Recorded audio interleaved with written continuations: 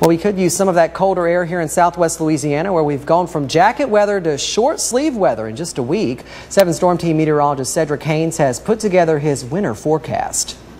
All right, Southwest Louisiana, it is that time for your winter outlook, and I've taken a long time to really crunch the data, look at past analogs, because you know what I like to say here. I like to say that, hey, you got to look to the past to forecast the future. So that's what we're going to do, and we're going to take a look at some analog winters. I think the closest one that resembles the pattern we're going into is the one from 79 into 80, and that was a weak El Nino as well. And you can see this is what we had last year. The jet stream was to our north and west. That allowed us to have a warmer or above average winter time. I think that changes this year, as I think the jet stream pattern will shift to one that we'll be seeing more of a northwesterly flow, and we'll see more Arctic air intrusion. So I think colder air will be closer to the area across the south part of the country, and that means that we're going to be seeing temperatures below average, mainly by a couple degrees, but I think it will be a below average temperature trend. The precipitation trend from last year, our storm track, was well to our north and west, and that allowed for us to see the severe weather events and a very warm winter time. Well, I think things will change on that this year, as well as I'm expecting that storm track to shift down to our south and east. And this year,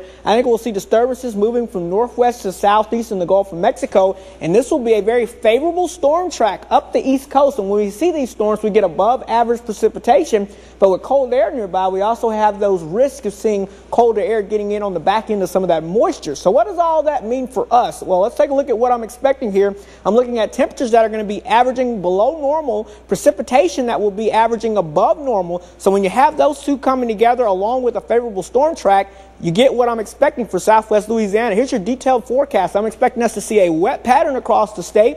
And what that means is I think we'll see 1 to 3 winter threats for southwest Louisiana. And so we'll be tracking that for you. One mainly being an ice threat. So I think that will be a definite potential this year. So stay tuned. And of course, you'll be able to grade my forecast as we go towards the end of the winter. And of course, some weather folklore for you. Plenty of acorns, plenty of foggy days, and nice sunsets. You know what that means? I think it'll be an active winter across the south.